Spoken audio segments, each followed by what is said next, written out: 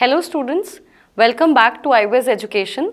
My name is Neetu and the topic for today is Psychodynamic Approach. In this class, we'll be talking about the approaches of psychology in relation to personality.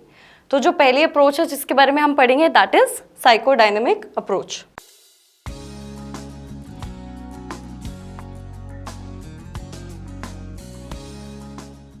Psychodynamic approach was given by Sigmund Freud, a very popular name in psychology because he propagated psychodynamic, also known as psychoanalysis. इन्होंने क्या किया? इन्होंने psychodynamic approach में 3 level of consciousness दिए. 3 level of consciousness was given. First one was consciousness, second was pre-consciousness or subconsciousness, and the third was unconsciousness. ठीक है? तो first level of consciousness क्या होती है? This is a stage in which the person is aware of the things that is happening. यानी अगर मैं आज अभी आपको लेक्चर पे पढ़ा रही हूँ तो this is my consciousness stage, यानी I am at presently aware of what I am doing, right. So आपका कॉन्शियस आपकी पर्सनैलिटी का वो पार्ट है जिसमें at present it is aware of what it is doing. Next क्या होता है? प्री कॉन्शियसनेस और subconsciousness. This is the second level. Pre consciousness और सबकॉन्शियसनेस में क्या होता है? ये आपका सेकेंड लेवल है and this is not the present, this is your memory, right. ये वो चीज़ें हैं, प्री कॉन्शियसनेस में आपकी वो चीज़ें होती हैं जो आपको याद तो हैं पर अभी आप प्रेजेंट में नहीं कर रहे हो, राइट. सपोज अगर मैं आपसे क्वेश्चन पूछती हूँ कि आप कौन से साल में पैदा हुए थे, इस क्वेश्चन से पहले आपकी ये चीज़ प्रेजेंट में नहीं थी. आपने अपनी मेमोरी से यानी अपने प्री कॉन्शियस से ये चीज़ को निकाला और प्रेजेंट में लेके आए, राइट. आपके दिमाग में एक नंबर आया कि आप इस साल में पैदा हुए थे.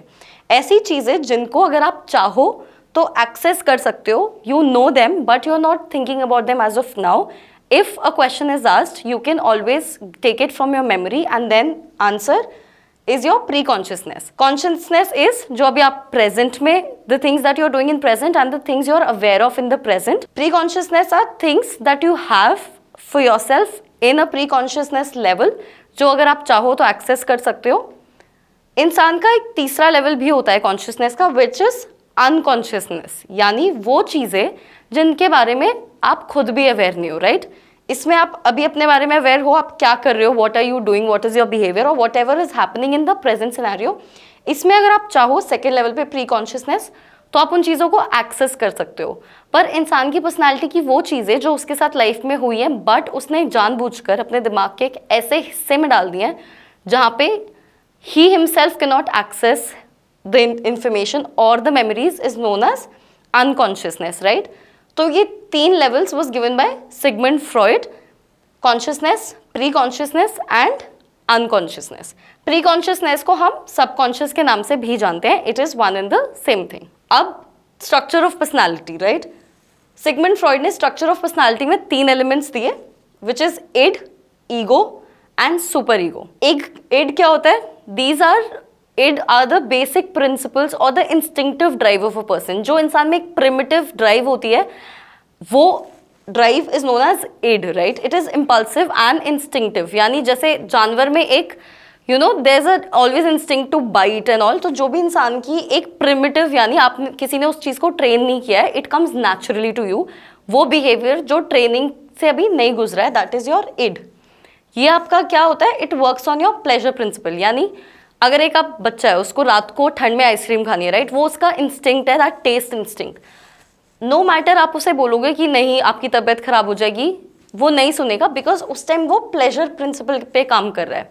उसको आइसक्रीम खाने से प्लेजर मिल रहा है, उसका इड उसे कहता है कि ये आपकी इंस्टिंक्ट है, ये आपकी ड्राइव है, इसे आपको अचीव करना है. सो इंसान का वो हिस्सा जो उसे प्रिमिटिव इंस्टिंक्ट्स पे वर्क कराता है, that is known as id, right. तो ये प्लेजर प्रिंसिपल पे काम करता है. इसको इंस्टेंट ग्रेटिफिकेशन चाहिए होती है. यानी अगर आपके दिमाग में एक चीज़ आई कि मुझे ये चीज़ खानी है, लाइक क्रेविंग हुई किसी चीज़ की, आप बिना सोचे समझे, आपको रात को 12 बजे क्रेविंग हुई, आप बिना सोचे समझे क्या वेदर है, टाइम है, वेदर इट इज सेफ और not, you want to fulfil that instinct. आपको वो क्रेविंग पूरी करनी है. जो आपके पर्सनैलिटी का या दिमाग का हिस्सा इस चीज़ के पीछे काम कर रहा है, दैट इज इड. ये आपके प्लेजर प्रिंसिपल पे काम कर रहा है, क्योंकि ये सिर्फ आपका प्लेजर अचीव करने के लिए it is working towards that. It works on your reality principle, right. आपका ego is a part of your personality, जो आपको बोलता है ठीक है, आपको एक इंस्टिंक्ट है जो आपको कह रही है कि रात को 12 बजे आप केक लेने या खाने चले जाओ. आपका ईगो बोलेगा कि ठीक है हम खा लेते हैं, बट लेट्स फर्स्ट सी कि वेदर इट इज सेफ और नॉट। ये आपका रियलिटी प्रिंसिपल पे काम करेगा, यानी आप किस सिचुएशन में, आप किस एनवायरनमेंट में, उसके अकॉर्डिंग क्या सही रहेगा ये एनालाइज करेगा, and then it will see कि जो भी आपको प्लेजर अचीव करना है ये पॉसिबल है या नहीं। If where you are living is safe and आपका ईगो विल परमिट कि ठीक है the my area is safe, I can go and still have, I will book a cab and maybe it will be safe for me. तो आपका ego से permission मिली reality principle के बाद, and then maybe you will fulfil this, right. Next is super ego. आपका super ego जो आपकी personality का section होता है दैट वर्क्स ऑन आइडियलिस्टिक और मोरल ब्रांच कहते हैं हम इसे, क्योंकि ये बिल्कुल आइडियलिस्टिक बिहेवियर्स पे वर्क करता है, right. So suppose there is a, वही एग्जाम्पल लेते हैं केक वाला। सो सुपर ईगो क्या बोलेगा कि नहीं दिस इज नॉट करेक्ट, रात को बाहर जाना पेरेंट्स ने मना किया, इट्स नॉट सही, तो हम ये चीज़ नहीं करेंगे, राइट। ये प्रॉपर प्लेजर प्रिंसिपल पे वर्क करता है, यानी this is an extreme. Super ego is completely idealistic and it works on moral branch. Ego क्या है, आपके इन दोनों के बीच का ब्रिज, यानी वो आपका प्लेजर को फुलफिल करता है बट रियलिटी को मद्देनजर रखते हुए। इसमें एक और एग्जांपल लेते हैं। Suppose there are two childs, right. एक बच्चा किसी दूसरे बच्चे को आइसक्रीम खाते हुए देखता है। उस बच्चे को आइसक्रीम खाते हुए देखते हुए उसको भी लगता है कि मुझे उसकी आइसक्रीम चाहिए। उसका प्लेजर प्रिंसिपल क्या कह रहा है कि जाके उसकी आइसक्रीम छीन लो, राइट। सुपर ईगो क्या कहेगा कि नहीं ये चीज़ मोरली गलत है ना, क्योंकि वो बच्चा कोई और है और वो अपनी आइसक्रीम खा रहा है, तुम्हें उसे आइसक्रीम छीन के खाना इज मॉरली रॉन्ग। उसकी वैल्यूज उसे बताती हैं कि ये चीज़ गलत है। ईगो क्या करेगा इसमें, ईगो एक ऐसा बीच का रास्ता निकालेगा जिससे उसका प्लेजर भी फुलफिल हो जाए और मोरल को गिल्ट भी ना हो। तो वो क्या करेगा, he'll go and ask the child, इस एग्जाम्पल में he'll go and ask the child कि can I please take a bite. अगर ये जो रास्ता है ना, this works on the reality principle, यानी आपका प्लेजर भी फुलफिल हो जाए और आपके मोरल को गिल्ट भी ना आए, this section is your bridge, right. So these are the 3 elements of personality of a person. ये तीनों चीज़ें हर इंसान में होती है, डिपेंडिंग ऑन कौन सा फोर्स किस सिचुएशन में ज़्यादा डोमिनेंट है, आप उस बिहेवियर पे वैसे काम करते हो। सपोज अगर if there is a class fight that is going on और किसी बच्चे का इड आया कि मैं इसको मार देता हूँ, और उसका उस टाइम ईगो या सुपर ईगो एलिमेंट वर्क नहीं किया, या उस टाइम रिप्रेस्ड है और इड बहुत ज़्यादा प्रोमिनेंट हो रखा है, उस केस में अगर उसने मार दिया तो it means that situation was dominated by id, right. तो हर इंसान में होता है, डिपेंडिंग ऑन आपका क्या सेल्फ रेगुलेशन है, आप कितना कंट्रोल कर सकते हैं अपने इम्पल्सेस को। Your behaviours are determined by these 3। Next is 5 stage theory of personality, right. हम थ्योरीज की बात कर रहे हैं। फर्स्ट वॉज साइकोडायनेमिक, उसी का एक पार्ट है 5 स्टेजेस, यानी ओरल स्टेज। इसके अंदर फ्रॉइड ने 5 इंसान की लाइफ की स्टेजेस दी और हर स्टेज में इंसान का डिफरेंट फिक्सेशन होता है, यानी डिफरेंट चीज़ों पे फोकस होता है और वो हर स्टेज से निकलता है। तो देखते हैं फर्स्ट स्टेज क्या है। First is oral stage, anal stage, phallic stage, latency stage and genital stage.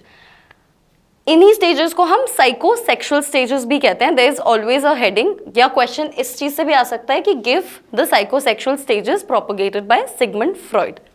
तो आप आंसर में क्या लिखेंगे, पहले आप 5 स्टेजेस का नाम लिखेंगे, then you will individually explain कि हर स्टेज में क्या होता है। तो देखते हैं कि ओरल स्टेज क्या कहती है। ओरल स्टेज सेज दैट इंसान की, पहले तो ये 0 से 1 ईयर्स के बीच में लागू होती है, यानी जब इंसान एक बच्चा पैदा हुआ है और जब तक वो 1 साल का नहीं हो जाता है तब तक वो अपनी ओरल स्टेज ऑफ पर्सनालिटी में होता है, राइट। तो ओरल स्टेज क्या कहती है कि इस समय पे एक बच्चे का फिक्सेशन उसके माउथ पे होता है, right, because he is eating. तो उसकी लाइफ में जो उस टाइम सबसे मेजर इवेंट है वो उसकी फीडिंग है। उसको जितना भी प्लेजर मिल रहा है इस टाइम पे दैट इज थ्रू फीडिंग, तो उसका fixation is at that point. इसमें कॉन्फ्लिक्ट्स होते हैं स्टेज पे, अगर वो बच्चा उस कॉन्फ्लिक्ट से ओवरकम कर जाता है so he moves on to the next stage. अगर फिक्सेट कर जाता है, राइट, अगर वो बहुत ज़्यादा, if he is deriving a lot of pleasure from this stage, तो वो फिक्सेट हो जाता है स्टेज पे, and then the stage leads to your personality in the different life forms. Oral stage is 0 to 1, जिसने इन स्टेज के conflicts को सक्सेसफुली ओवरकम कर लिया, that person moves to anal stage. Anal stage का टाइम ड्यूरेशन होता है 1 to 3 years. Now this is a time जब बच्चे की टॉयलेट ट्रेनिंग हो रही होती है, राइट? सो द फिक्सेशन और द प्लेजर पॉइंट और the pleasure libido of the child at this stage is anus, right? Toilet training हो रही है. If the toilet training given by parents is too rigid, अगर बहुत ज़्यादा rigid है तो इंसान की डिफरेंट पर्सनालिटी बिहेवियर्स होते हैं लेटर इन लाइफ. अगर टू फ्लेक्सिबल है यानी it is not very stringent या बच्चे को बहुत रिलैक्स किया हुआ है, तो इंसान के डिफरेंट पर्सनालिटी फॉर्म्स में, बिहेवियर्स में वो चीज़ रिफ्लेक्ट होती है अगर आप इस स्टेज पर फिक्सेट हुए तो. अगर आपका कॉन्फ्लिक्ट ये जो है एनस फिक्सेशन वाला, ये अगर अच्छे से रिजॉल्व हो गया and you go successfully through this stage, तो आप इस स्टेज पे फिक्सेट नहीं करोगे and you will move on to the phallic stage, right? Now phallic stage is like the most talked about or the most controversial stage given by Freud. क्यों? क्योंकि इसमें उन्होंने एक कॉन्सेप्ट इंट्रोड्यूस किया जिसका नाम था ऑडिपस कॉम्प्लेक्स. पहले ये देख लेते हैं कि एज कौन से ईयर्स में काम करती है. This is in 3 to 6 years, यानी जब एक इंसान अपने जर्नी या लाइफ जर्नी के 3 से 6 साल के बीच में होता है, तब उसका प्लेजर प्रिंसिपल या pleasure point is sexual behaviour of the person in his life. Oedipus complex given by Freud says कि जो मेल बच्चा, यानी suppose if there is a boy in this stage, तो ये ऐसा टाइम ड्यूरेशन है जब उसको he has feelings of jealousy for his father, right? यानी सेम सेक्स के मेंबर से उसे फीलिंग्स ऑफ जेलिसी हैं because he wants to be as close to his mother as his father is. Now this concept, when it came out, it led to a lot of controversies because we are talking about a child who's 3 to 6 years old and this was not accepted by the people of that time. Oedipus complex is for boys, which means they are in competition with their father and they want to be as close to their mother as their father. Therefore, he develops a repulsive feeling with his dad, but over time बच्चे को ये चीज़ realise हो जाती है कि no, his father has a place in the house and he starts identifying with his father, यानी वो अपने पापा के जैसे बिहेवियर्स फॉलो करने लग जाता है.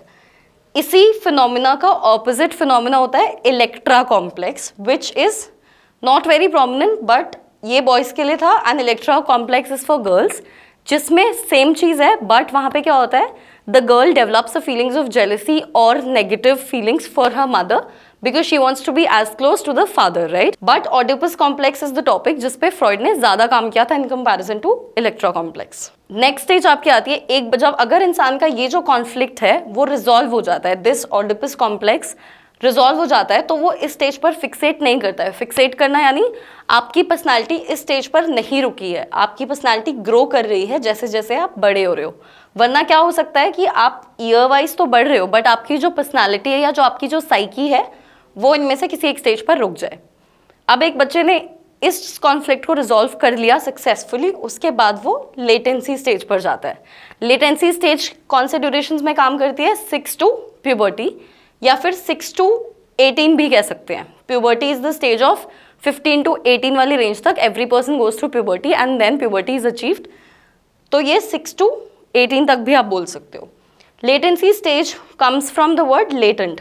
लेटेंट मतलब होता है कि चीज़ रुक गई है, लाइक इट इज़ हिडन या दबा दी गई है.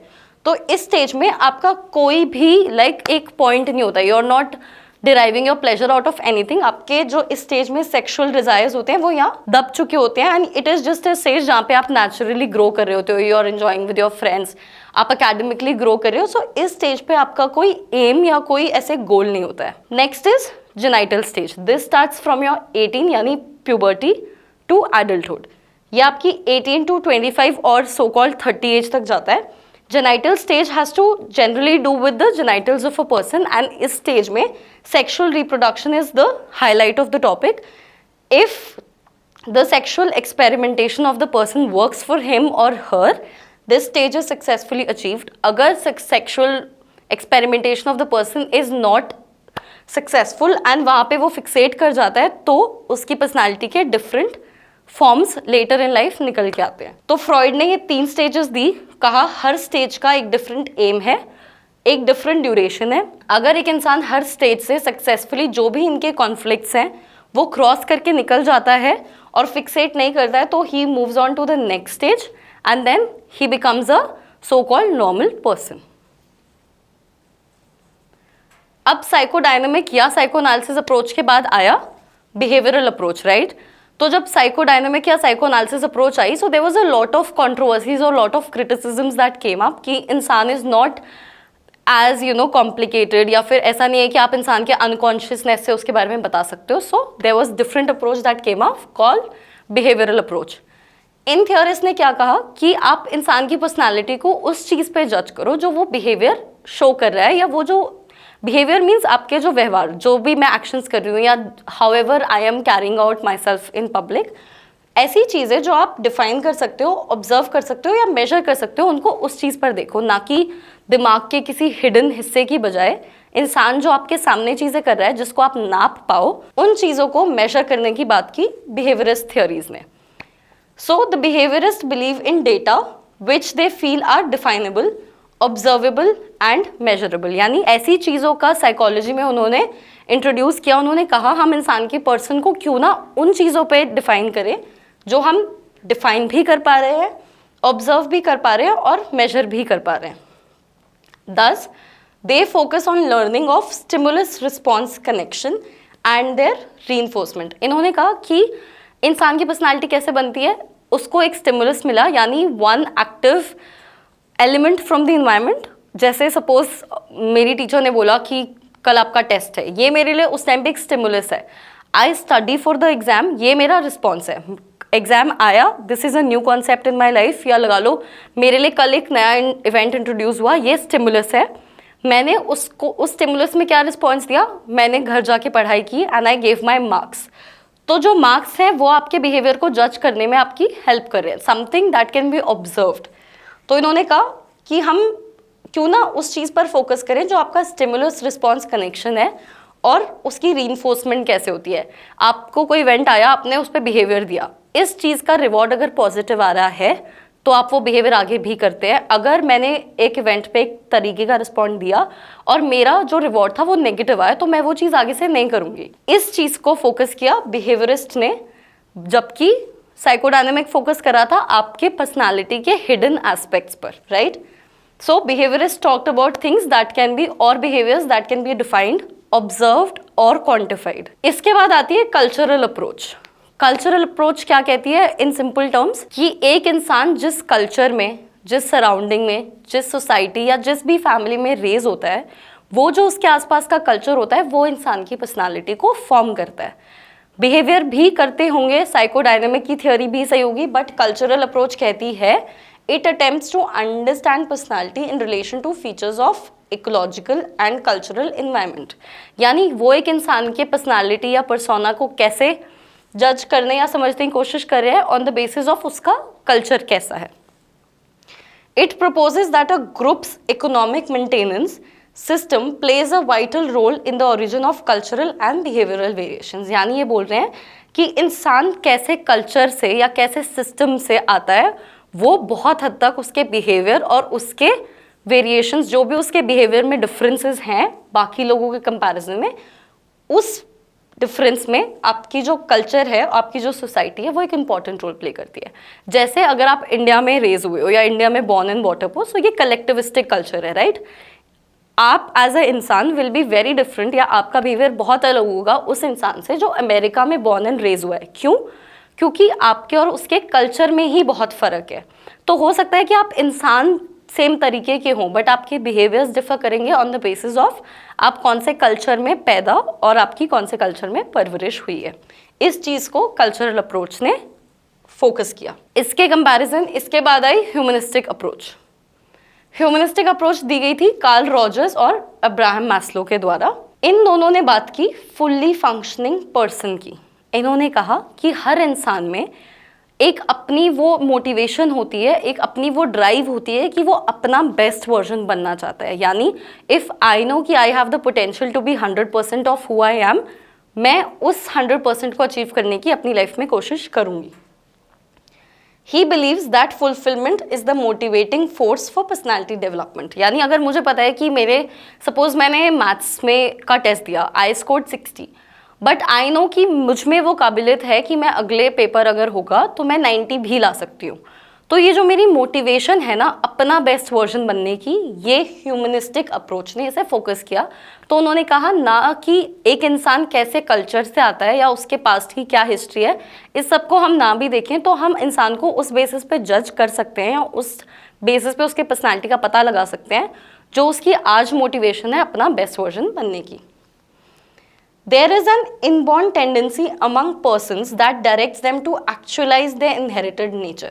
यानी हर इंसान में वो एक they have a drive to become, जो उन्हें लगता है कि वो बन सकते हैं। If I know my parents have provided me with these many resources and I can use these resources to become a successful person, तो मुझ में वो ड्राइव होगी। अगर मुझे पता है मेरे पास वो चीज़ें हैं जो मुझे चाहिए in able to become a successful person, I will always have a tendency to use those resources and actualize जो मेरा नेचर है। ये चीज़ दी ह्यूमनिस्टिक अप्रोच ने। Now the last topic for this chapter is assessment of personality. हमने different approaches की बात की कि डिफरेंट लोग कैसे पर्सनैलिटी को क्लासीफाई करने की कोशिश कर रहे हैं। अब उन्होंने अपनी थियोरीज दी, बट आप किसी की पर्सनैलिटी को कैसे असेस कर सकते हो? असेस करना यानी आपको कैसे पता चलेगा कि कौन सा इंसान कैसा है। पर्सनैलिटी का मापदंड या standard way of assessing your personality is divided into 4 ways. So psychologists have tried to assess personality in various ways, यानी बहुत डिफरेंट साइकोलॉजिस्ट ने डिफरेंट तरीके निकाले जिनसे आप एक इंसान की पर्सनैलिटी को जज कर सकते हैं। उन तरीकों में से जो मोस्ट कॉमन टेक्निक्स हैं उनकी हम बात करेंगे। The most commonly used techniques are first psychometric tests, second is self report measures, third is projective techniques and fourth is behavioural analysis. First में क्या होता है? Psychometric test. ये क्या टेस्ट होते हैं? दीज आर क्वेश्चनर्स जो आपको दिए जाते हैं, आप उस पर रिस्पॉन्सेज देते हैं, उसका एक स्टैंडर्डाइज तरीके से स्कोरिंग होती है। On the basis of scoring आपका एक रिजल्ट आता है और उस रिजल्ट को एक लोगों की क्लासिफाइड नॉर्म्स से कंपेयर किया जाता है। आप जिस कैटेगरी में फॉल करते हो आपकी पर्सनैलिटी को उसके बेसिस पर जज किया जाता है। सो सपोज इसका एग्जाम्पल लेते हैं इंटेलिजेंस। साइकोमेट्रिक टेस्ट है जो मेरा इंटेलिजेंस जज करेगा। मेरे पास एक इंटेलिजेंस का क्वेश्चनर आया, मैंने क्वेश्चनर को फिल किया, उसका एक सर्टेन रिस्पॉन्स आया। सपोज मेरी IQ 130 I, which is a genius की IQ। मैं जीनियस की कैटेगरी में फॉल कर गई तो मेरी पर्सनैलिटी को जीनियस का ट्रेट या टैग लग गया। सो देर आर डिफरेंट टेस्ट जो आपके डिफरेंट वेरिएशंस या आपके एक इंसान के डिफरेंट चीज़ों को जज करते हैं और इन चीज़ों को मिला के आप एक पर्सनैलिटी कैसी है, एक इंसान कैसा है, उस चीज़ का अनुमान लगाते हो। सेकेंड तरीका क्या हो सकता है? सेल्फ रिपोर्ट मेजर्स, यानी मेरा सेल्फ रिपोर्ट मेजर क्या होगा? जो दूसरे इंसान को चीज़ मैं खुद अपने बारे में बता रही हूँ, यानी I am self reporting my own behaviour. जैसे आपसे कोई क्वेश्चन पूछता है कि आपको कैसा फील हो रहा है या आपको क्या लगता है आपके बिहेवियर कैसे हैं, इस चीज़ पे जो मैं रिस्पॉन्स करूँगी वो मैं खुद किसी को बता रही हूँ अपने शब्दों में। So these are my self report measures. Next is projective techniques. These techniques are very popular for या were very popular for Sigmund Freud ने ये चीज़ें प्रोपेगेट की थी। These projective techniques were given by majorly by Sigmund Freud and वो इंसान के एक दबे हुए सेक्शन को दिखाता है, राइट। सो साइकोमेट्रिक टेस्ट में मैं अपने हिसाब से आंसर कर सकती हूँ जो मैं दुनिया को दिखाना चाहती हूँ। सेल्फ रिपोर्ट मेजर्स में भी मैं सिर्फ हो सकता है कि मैं सिर्फ अपनी अच्छी क्वालिटीज़ बताऊँ and I will not talk about things which are negative in me, right. Projective techniques क्या करता है? नो मैटर व्हाट यू से, वो आपकी जो एक दबा हुआ hidden part of your personality है उसे उभार के लाता है। जैसे सपोज सेंटेंस कंप्लीशन टेस्ट है, राइट। अब सेंटेंस कंप्लीशन टेस्ट में क्या होता है? आपको 3 वर्ड्स दिए होते हैं and then fill in the blanks होता है। जैसे for example if the statement is I am scared of आगे ब्लैंक। इसमें हो सकता है सेल्फ रिपोर्ट में आप बोल दो आई एम वेरी करेजियस, मैं बहुत निडर इंसान हूँ। बट अगर आपको प्रोजेक्टिव टेक्निक में स्टेटमेंट दे दी गई आई एम स्कैर्ड ऑफ, इसको आपको आंसर करना ही है। You will mention something and उसके बेसिस पे इसका जो पीछे का हिडन मीनिंग है वो psychologist with the help of their experience they derive that out and projective techniques use होती है। प्रोजेक्टिव टेक्निक्स के बहुत एग्जाम्पल्स हैं। Ink blot test is there, Rorschach is there, sentence completion is there, picture perception भी एक तरह का projective technique है, वर्ड एसोसिएशन भी। So there are different tools या different ways of judging projective techniques but they all cumulatively give you your hidden meaning. Fourth तरीका क्या हो सकता है? बिहेवियरल पर्सनैलिटी को जज करने का बिहेवियरल एनालिसिस।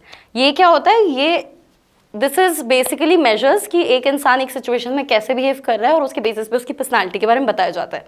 फॉर एग्जाम्पल एक रिसर्च हुई थी जहाँ पे it was cameras we put in a mall and जो मॉल था उसमें से एम्प्लॉयज़ को निकाल दिया गया, right. There was a certain store जहाँ से एम्प्लॉयज़ को निकाल दिया गया and then they were trying to see कि अगर कोई नहीं देख रहा है कि कस्टमर्स क्या कर रहे हैं तो how will those customers behave, या उनका बिहेवियर कैसा होगा जब उन्हें लगेगा कि उन्हें कोई नहीं देख रहा है। So over as the time passed, it was realized कि after 15-20 minutes people started stealing things from that store। यानी जब उन्हें लग रहा है कि कोई हमें नहीं देख रहा है तो उनका बिहेवियर कैसा है, उसके बेसिस पे आप उनके बिहेवियर का एनालिसिस करते हो। So with the topic assessment of personality, we have come to an end for the chapter self and personality। इसमें हमने बात की theories की, approaches की, how you can judge an assessment। With upcoming classes, we'll take more chapters, more topics in psychology for class 12th. अगर आपको कोई doubt है, if you have any questions, any suggestions, please comment below. We'll be happy to answer them. Thank you.